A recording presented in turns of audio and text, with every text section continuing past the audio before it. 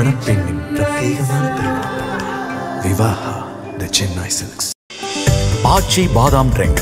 ஆச்சி பாதாம் ட்ரிங்க் ஒன்னு வாங்கினா ஒன்னு ஃப்ரீ. எப்போ அம்மா கிட்ட பேசினாலும் இல்லை வீட்டுக்கு வந்தாலும் அப்பா பற்றின அந்த குறை சொல்கிறதுன்றது நடந்துகிட்டே இருக்கு. பொண்ணுக்கிட்டையும் பெருசாக டைம் ஸ்பெண்ட் எந்த ஒரு விஷயத்துலையும் அப்பான்ற ஒரு டியூட்டி அண்ட் ரெஸ்பான்சிபிலிட்டியை பண்ணுறதே கிடையாது அவர். ஓகே அந்த பொண்ணு வந்து உட்காரும் போதெல்லாம் அவங்க அப்பா அப்படின்னு ஆரம்பிச்சிடறாங்க. அந்த பொண்ணுக்கு ஒரு ஒன் ஸ்டேஜில் ஐயோ அம்மா எனக்கு தெரியுதுமா. ஓகே இதுதான் அதாவது நம்ம பிரச்சனை வெளியிலன்னு நினச்சிட்டு இருப்போம், வீட்டுக்குள்ளே தான் பிரச்சனை அப்படின்றதே முக்கால்வாசி பேரண்ட்ஸ்க்கு தெரியவே மாட்டேங்குது. அப்போ அந்த பையனை திட்டும் போதெல்லாம் உன் அப்பா மாதிரி பண்ணுற நீ உன் அப்பா மாதிரி நீ வேலைக்கே ஆக மாட்ட, உன் அப்பா மாதிரி நீ சோம்பேறியாக இருக்க. சரி இந்த மாதிரியும் பண்ணக்கூடாது.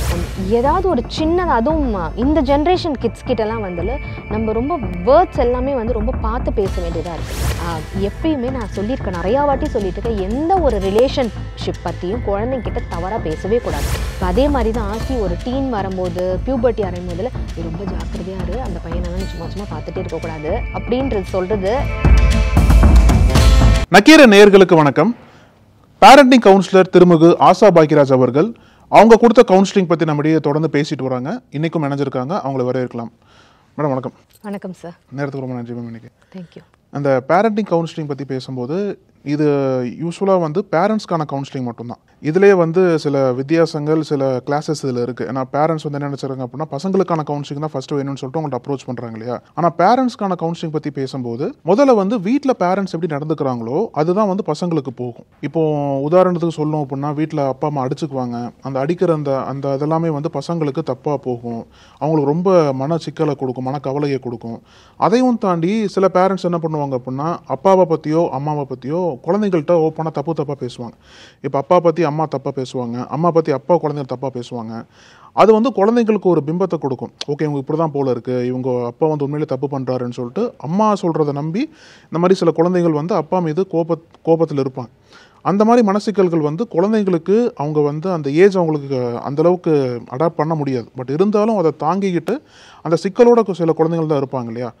அந்த மாதிரி கேசஸில் டீல் பண்ணியிருக்கீங்களா? அதுக்கு உங்களோட தீர்வு என்னவா கொடுத்துருக்கீங்க? நிறைய அது மாதிரி வரும் சார். ஃபஸ்ட்டு நீங்கள் ஆனால் கேட்டதுக்கு நான் பதில் சொல்லணும்.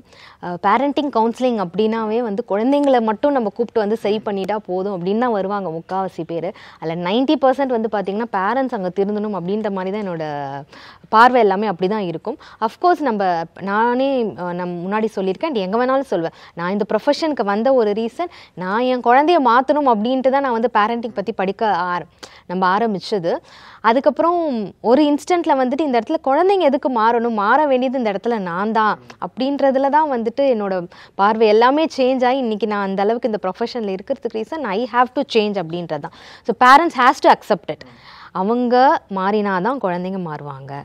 ஓகே அவங்க கிட்ட மாற்றம் இல்லை, நான் அப்பா அம்மா நான் இப்படி தான் இருப்பேன், என்னால் மாற முடியாதுன்னு சொன்னால் அப்போ அவங்க குழந்தைங்கிட்டையும் மாற்றத்தை எதிர்பார்க்கவே முடியாது. அண்ட் இந்த குறை சொல்கிறது அப்படின்றது இப்போ ரீசெண்டாக வந்து பார்த்தா ரொம்ப மூட் ஸ்விங்ஸ் இருக்கிறாங்க.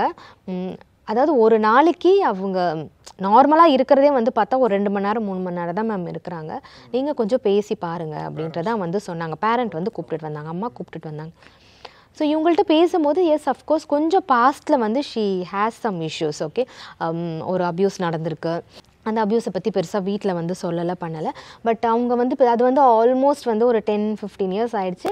அது அந்த ஹீலிங் வந்து அது பேசி சரி பண்ணிடலாம். அவங்களும் அதை பற்றி பெருசாக ஞாபகப்படுத்துறது இல்லை.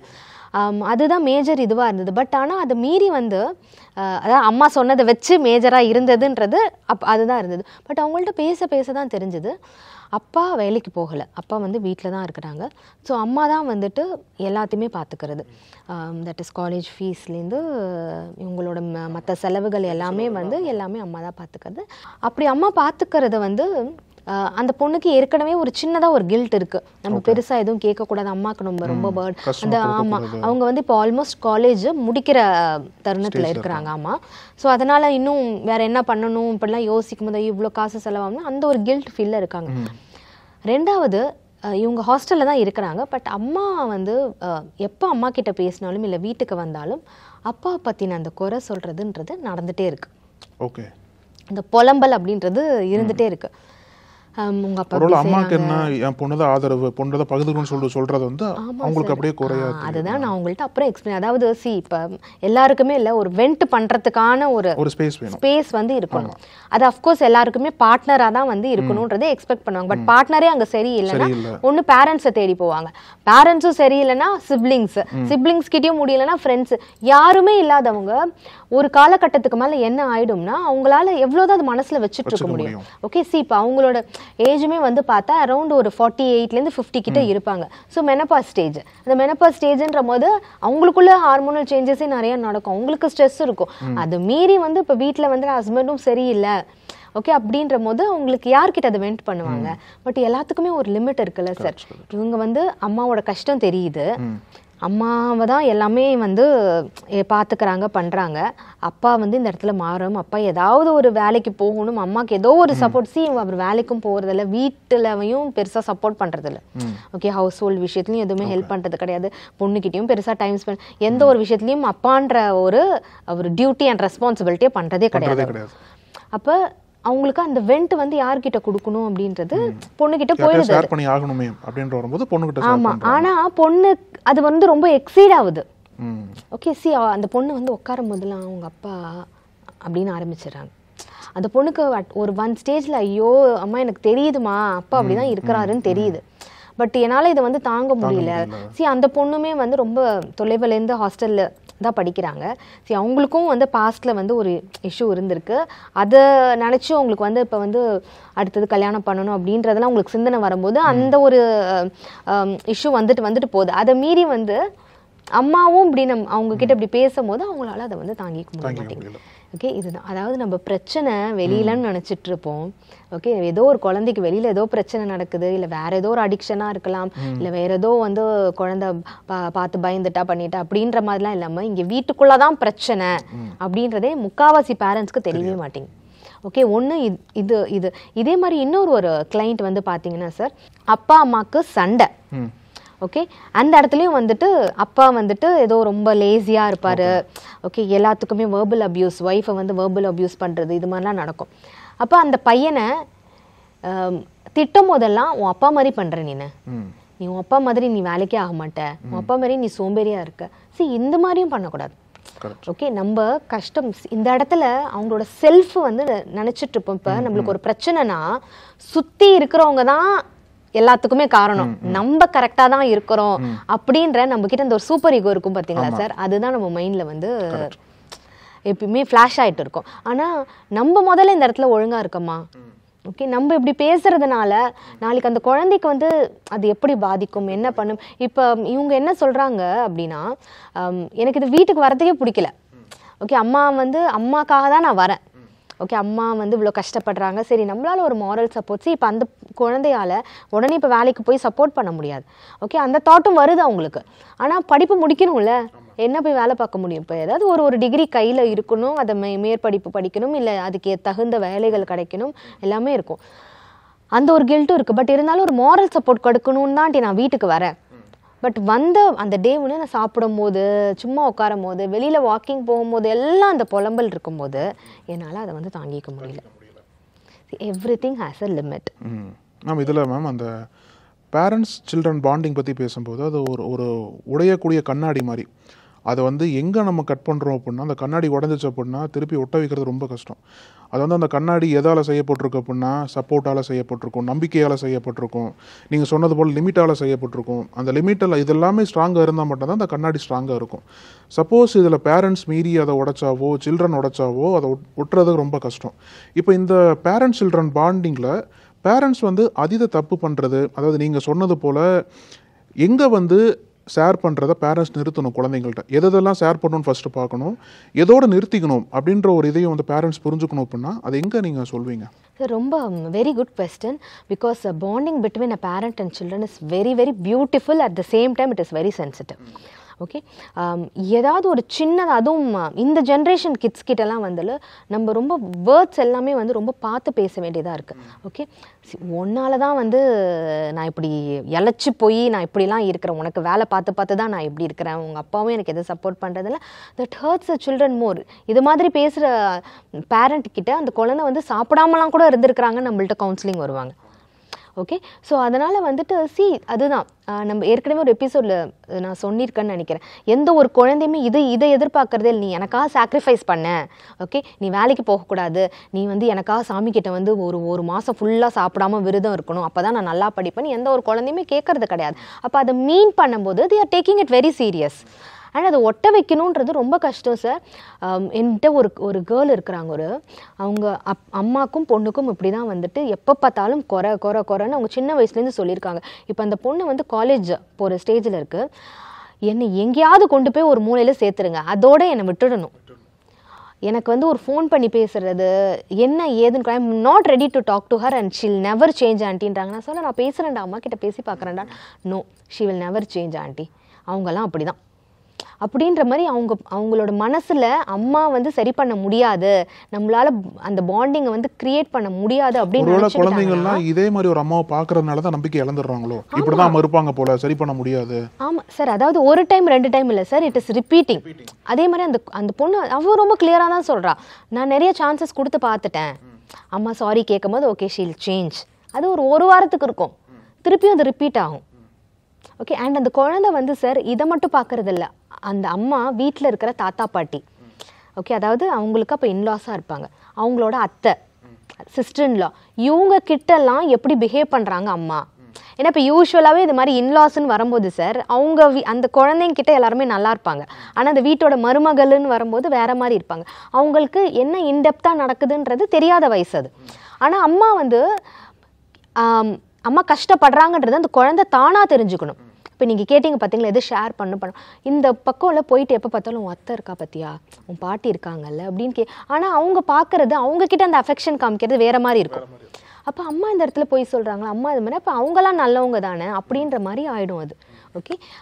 எப்பயுமே நான் சொல்லியிருக்கேன், நிறையா வாட்டி சொல்லிட்டு இருக்கேன், எந்த ஒரு ரிலேஷன்ஷிப் பற்றியும் குழந்தைங்கிட்ட தவறாக பேசவே கூடாது. உங்களுக்கு பிடிக்கலையா, you stop it, you said a boundary. உங்களோட செல்ஃப் ரெஸ்பெக்ட் எந்த வகையிலும் இழக்கவே தேவையில்லை. ஆனால் உங்கள் குழந்தைங்கிட்ட அதை கொண்டு போய் சேராதீங்க. ஏன்னா அவங்க குழந்தைங்க, அவங்கக்கிட்ட அவங்க பிஹேவ் பண்ணுறது வேறு மாதிரி இருக்கும். தாத்தா பாட்டி வேறு மாதிரி பிஹேவ் பண்ணுவாங்க, அத்தை வேறு மாதிரி பிஹேவ் பண்ணுவாங்க. வளர வளர அம்மாவை எப்படி அவங்க ட்ரீட் பண்ணுறாங்க அப்படின்றத அந்த குழந்தையே பார்த்து தெரிஞ்சுக்கிட்டதுக்கப்புறம் ஷீல் அண்டர்ஸ்டாண்ட்.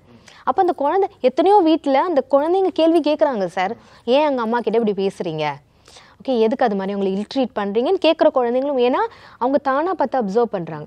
நான் அதனால தான் இந்த சிங்கிள் பேரண்ட்ஸ்கிட்டையும் சொல்லுவேன், உங்கள் கணவர் பற்றியோ மனைவி பற்றியோ நீங்கள் தவறாக சொல்லாதீங்க. ஓகே, எனக்கும் அவங்களுக்கும் சரி வரலை, அதனால் நம்ம பிரிஞ்சுட்டோம். ஆனால் உனக்கும் அப்பா கிட்ட பேசணுமோ அம்மா கிட்ட பேசணுமோ தாராளமாக நீ பேசு. ஸோ எந்த ஒரு ரிலேஷன்ஷிப்பை பற்றியுமே நம்ம குழந்தைங்கிட்ட தவறாக பேசக்கூடாது. அதே மாதிரி கஷ்டத்தை சொல்லுங்கள், ஆனால் எப்போ பார்த்தாலும் கஷ்டத்தை பற்றி மட்டும்தான் பேசணுமா, இல்லை ஏன் அப்போனா நம்ம லைஃப்பில் நம்மளுக்கு சந்தோஷமே இருக்காதா, ஏதாவது ஒரு சின்ன சின்ன குட்டி சந்தோஷமாச்சும் இருந்திருக்கும். அதாவது மேம் அந்த பொதுவான பேரண்ட்ஸோட மனநிலை என்னவா இருக்கும் அப்படின்னா, கஷ்டம் சொன்னாதான் குழந்தைங்களுக்கு புரியும் அப்படின்னு கூட அவங்களுக்கு நிறைய பேர் சொல்லுவாங்கல்ல. அதுதான் சார், கஷ்டத்தை சொல்லலாம், அதுக்கும் லிமிட் இருக்கும் அப்படின்னு சொல்கிறேன். இப்போ எப்போ பார்த்தாலும் கஷ்டத்தை பற்றி மட்டும் சொல்லிகிட்டே இருக்கிறாங்க. அந்த குழந்தைக்கு ஒரு இதில் என்ன ஆகுதுன்னா, இப்போ என்கிட்ட பேசும்போது அப்போ எங்கள் அப்பா அம்மாவுக்கு பைசா இல்லை, அப்போ நான் என்ன செஞ்சேன்னா சீக்கிரமாக ஏர்ன் பண்ணலான்ட்டு அவங்க கேமிங்குள்ளே போகிறாங்க. ஓகே, நான் ஏன்னா கேம்ஸ் மூலிமா சீக்கிரமாக ஏர்ன் பண்ண, அதனால் உங்களோட லைஃப் நீங்கள் கடந்து வந்த பாதைகளை குழந்தைங்கிட்ட கண்டிப்பாக பேசணும். நம்ம வீட்டோட சூழ்நிலை, பணப்பிரச்சனைகள் எல்லாமே குழந்தைங்கிட்ட சொல்லணும். ஆனால் you should have a limit. Okay, மாதத்தில் ஒரு 2 வாட்டி பேசுங்க, 3 வாட்டி பேசுங்க, தினைக்குமே பேசிகிட்டு இருக்கக்கூடாது. இப்போ அதே மாதிரி தான் ஒரு டீன் வரும்போது, பியூபர்ட்டி அடையும் போதில் ரொம்ப ஜாக்கிரதையாக இரு, அந்த பையனெல்லாம் நீ சும்மா பார்த்துட்டே இருக்கக்கூடாது அப்படின்றது சொல்கிறது ரொம்ப தவறான ஒரு விஷயம். ஓகே, இந்த வயசில் இந்த ஹார்மோன்ஸ் எல்லாமே உனக்கு பிரச்சனை பண்ண தான் செய்யும். ஓகே, உனக்கு பிடிக்க தான் செய்யும். But how you should handle it, மாதம் ஒரு வாட்டி அதை பற்றி பேசுங்க. ஸோ அது மாதிரி எந்த ஒரு விஷயத்தை நம்ம ஷேர் பண்ணாலும் ஹாவ் அ லிமிட். ஓகே, இதுக்கு மேலே ரொம்ப சார் இப்போ அரிசி நம்ம சாதம் வேக வைக்கிறோம், அந்த பாத்திரத்துக்கு ஏற்ற மாதிரி அரிசியும் தண்ணியும் ஊற்றி தானே நம்ம வைக்கணும். ஒரு அளவுக்கு மேலே அது போயிடுச்சுன்னா அது அப்படியே பொங்கி ஃபுல்லாக விழுந்தில்ல, அது மாதிரி தான் டூ மச் ஆஃப் இன்ஃபர்மேஷனாக இருக்கட்டும். செந்தில் ஒரு படத்தில், அந்த பாய்ஸ்ன்ற படத்தில் சொல்லுவார பார்த்தீங்களா, இன்ஃபர்மேஷன் இஸ் வெல்த். அது மாதிரி எவ்வளோ நம்ம இன்ஃபர்மேஷன் கொடுக்கணுமோ அவ்வளோதான். பட் டூ மச்சாக அதை கொடுக்கும்போது திரும்பியே அது உங்களுக்கு வேறு மாதிரி அது அஃபெக்ட் ஆகிடும். ஸோ அதை மட்டும் பேரண்ட்ஸ் மைண்டில் வச்சுட்டு குழந்தைங்கிட்ட பேசணும். மேம் இதில் இந்த பேரண்ட்ஸ் வந்து பொதுவாக என்ன சொல்லுவாங்க அப்படின்னா, அப்புறம் ஒரு 40 இயர்ஸ் தாண்டிட்டாங்க அப்படின்னா பேரண்ட்ஸ் வந்து மாறுறது கஷ்டம். ஏன்னா ஊரில் என்ன சொல்லுவாங்க அப்படின்னா, அவங்க ஒரு ஆலமரம் மாதிரி, ஆலமரத்தை மாற்ற முடியாது இல்லையா, அதனால வந்து குழந்தைங்க தான் மாறிக்கணும்னு சொல்லிட்டு ஒரு கருத்து இருக்குது. இதில் வந்து பேரண்ட்ஸ், உங்களோட பார்வையில் இந்த பேரண்ட்ஸ் வந்து எதற்காக இந்த விஷயங்களில் வந்து மாறாமல் இருக்கிறதுக்கு என்ன காரணம்? ரெண்டாவது, நீங்கள் இந்த சிங்கிள் பேரண்ட் சொன்னீங்க இல்லையா, இந்த கேஸ் பற்றி பேசும்போது, இந்த சிங்கிள் பேரண்ட்டுக்கு எங்கேயுமே சப்போர்ட் சோர்ஸ் இல்லாத பட்சத்தில் அவங்களோட அந்த மனவலியை யார்கிட்ட சொல்லி பேசுறது, இல்லை எப்படி வந்து அங்கே நிவர்த்தி பண்ணுறது? ஏதோ ஒரு சோர்ஸ் வேணும், பட் எதுவுமே இல்லை. ஆனால் குழந்தைங்கள்ட்ட பேசக்கூடாது, குழந்தைங்கள்ட்ட பேசினா இன்னும் தப்பாக முடியுன்ற பட்சத்தில் குழந்தைங்கள்ட்ட பேசாமல் அவங்களோட அந்த மனதுக்குள் இருக்க வழியை வந்து எப்படி அவங்க இறக்கி வைக்கிறது? சார் 40 இயர்ஸ்க்கு மேலே மாற்ற முடியாது அப்படின்றதெல்லாம் கிடையவே கிடையாது சார். நம்ம நினச்சோன்னா எப்போ வேணாலும் நம்ம சந்தோஷ் சுப்ரமணியம் படத்தில் பிரகாஷ் ராஜ் சார் வந்து எப்படி வந்து அவரை பொறுத்த வரைக்கும் நான் தான் பெஸ்ட் பேரண்ட். ஆனால் அதுக்கு என்ன காரணம்? மாறாமல் இருக்கிறதுக்கு என்னென்ன காரணங்கள்? ஏன்னா அவங்களோட பார்வையில் நான் தான் கரெக்டாக செய்கிறேன். ஓகே, அவங்களோட குழந்தைங்களோட பார்வையிலேருந்து யோசிக்கிறது கிடையாது. அவங்களோட குழந்தை நிஜமாவே வந்துட்டு இவங்க செய்கிற விஷயத்தில் they are having that happiness or not அப்படின்றது கிடையாது. ஓகே, அப்பா இந்த இடத்துல வந்து நம்மளுக்கு புது ஷர்ட் வாங்கி கொடுத்துட்றாரு, ஸோ அந்த கலர் எனக்கு பிடிச்சிருக்கு பிடிக்கல எல்லாம் தான், பட் அப்பா வாங்கி கொடுத்துட்றாரு, அதுக்கு நான் சிரிக்கணும் அப்படின்றதெல்லாம் ப்ரோக்ராம் சின்ன வயசுலேருந்து நம்ம ப்ரோக்ராம் பண்ணிடுறோம் குழந்தைய. ஓகே, நான் இதை கொடுத்தேன்னா ஜாலி அப்படின்னு சொல்லு அப்படின்றத நம்ம இல்லையா அப்பா மூஞ்சி பார்க்கும், எத்தனையோ குழந்தைங்க பார்க்கும் அங்கே அப்பா என்ன ரியாக்ட் பண்ணுறாங்கன்னு. அப்போ அப்பாவோட மூஞ்சி ஃபேஸ் வரும்போது ஓகே இந்த ரியாக்ஷன் எக்ஸ்பெக்ட் பண்ணுறாங்க போல இருக்கு அப்படின்றது. அப்போ ஆனால் பேரண்ட்ஸ் அந்த இடத்துல என்ன நினச்சிட்டு இருப்போம் நம்ம, ஓகே இவங்க நிஜமாலே சந்தோஷமாக தான் இருக்கிறாங்க அப்படின்றது. ஸோ குழந்தைகளோட பார்வையிலேருந்து பேரண்ட்ஸ் யோசிக்கிறதே இல்லை. அதனால தான் நம்ம சொல்லுவோம் அவங்களோட உலகத்துக்குள்ளே நம்ம போகணுமே தவிர்த்து நம்ம உலகத்துக்குள்ளே அவங்கள இழுக்கக்கூடாது. ஏன்னா நம்ம உலகம்ன்றது நமக்காக நம்ம வந்து ஒரு செதுக்கி அதை வந்து நம்ம வச்சுருப்போம். அது எல்லாமே இந்த குழந்தைங்களுக்கு பிடிக்குன்ற அவசியம் கிடையாது. கரெக்டாக. ரெண்டாவது, சிங்கிள் பேரண்ட்டை பற்றி நீங்கள் கேட்டிருந்தீங்க. அது வந்து எல்லாமே வந்து செல்ஃப் நம்ம சரியாக இருந்தோன்னா தான் சார் பேரண்டிங்கே நல்லா பண்ண முடியும். அது சிங்கிள் பேரண்ட்டாக இருக்கட்டும் இல்லை அப்பா அம்மா யாராக இருந்தோம், நம்ம செல்ஃப் ஒழுங்காக இருக்கணும். ஸோ என்கிட்ட கவுன்சிலிங் வரவங்ககிட்ட நான் முதல்ல அதை தான் நான் அனலைஸ் பண்ணுவேன். ஓகே, ஆஸ் அ ஹியூமனாக நீங்கள் செல்ஃபாக முதல்ல யூஆர் ஓகே. அதாவது அந்த செல்ஃபாக நான் சொல்கிறது அவங்களோட ஹெல்த்து நல்லா இருக்கணும், அவங்களோட பார்வை நல்லா இருக்கணும். ஓகே, அவங்களுக்கு அந்த செல்ஃப் கேர், அதாவது நான் எக்ஸ்டர்னல் செல்ஃப் கேர் பற்றி பேசல, இன்டர்னல் செல்ஃப் கேர், இது எல்லாமே ஒழுங்காக இருந்தால் தான் உங்களால் உங்கள் பேரண்டிங்கை ஒழுங்காக செய்ய முடியும். ஓகே, ஸோ அது சரியில்லை அப்படின்ற போது உங்களால் குழந்தைய வளர்க்க முடியாது. இப்போ ஒரு சிங்கிள் பேரண்ட்டுக்கு வந்து okay I'm in a stress, okay நான் வந்து ரொம்ப வெண்ட் பண்ணணும், என்னால் முடியல, அந்த வெண்ட் வந்து நான் என் குழந்தைகிட்ட பண்ணுறேன், பட் அதுவே எனக்கு வந்து தவறு அப்படின்றது எனக்கு தெரியுது. ஏன்னா குழந்தை பாதிக்கப்படுறான்னா then of course she need some help. Either she has to meet some friend, like அவங்களுக்கு யாராவது ப்ராப்பராக அது மாதிரி இருக்கிறாங்க அப்படின்னா அந்த ஃப்ரெண்டு கிட்ட பண்ணலாம். இல்லையா ப்ராப்பரான ஒரு கவுன்சிலர் கிட்ட பார்த்து டெஃபினட்டாக they need a counselling. Okay, அவங்க கவுன்சிலிங் எடுத்தே ஆகணும். எடுத்துக்கிட்டா மட்டும்தான் அவங்களால அந்த வெண்ட்டு. இல்லையா நான் எல்லாருக்குமே சொல்லுவேன் சார், அதாவது பிரச்சனை இருக்குது இல்லை ஜேர்னலிசம் எழுதுங்க. ஒரு ஜேர்னலிங் பண்ணுற மாதிரியான ஒரு டெய்லி ஒரு நம்மளுக்கு ஒரு என்ன சொல்கிறது, அந்த ஒரு 15 மினிட்ஸ் வந்து நம்ம ஜேர்னல் பண்ணும் போதில் நம்ம ப்ரெசென்ட்டில் இருப்போம், நம்ம கிராட்டிடியூட் செய்வோம், நம்ம என்ன இன்னைக்கு தவறு செஞ்சிருக்கணும் அதை மாத்திக்க தோணும் நமக்கு. கரெக்ட், நீங்க சொல்ற மாதிரி எழுதலாம், அவங்க எழுதுறது மூலமா கொஞ்சம் குறையும், நிறைய வெண்ட் பண்ணலாம். அதுல அந்த ஜேர்னலிங் வந்து நிறைய பேருக்கு நான் ஹெல்ப் பண்ணுவேன். எனக்கு பிரச்சனை இருக்கு இல்லை அப்படின்றதுலாம் கிடையாது, ஜேர்னலிங் பண்ணுங்க, உங்களுக்கு ரொம்பவே அது ஹெல்ப்ஃபுல்லா இருக்கும். ஸோ சிங்கிள் பேரண்டா இருந்தாலும் அதை தான் சொல்வேன், if you are crossing your limit then stop it. அந்த இடத்துல வெண்ட் பண்ணக்கூடாது. வெண்ட் பண்ணிங்க அப்படின்னா உங்களோட குழந்தை நாளைக்கு ஒரு வளரும் போது அவங்களோட ஸ்ட்ரெஸ் லெவல், அவங்களோட டிப்ரெஷன் லெவல்லாம் வேற மாதிரி போயிட்டுருக்கும்.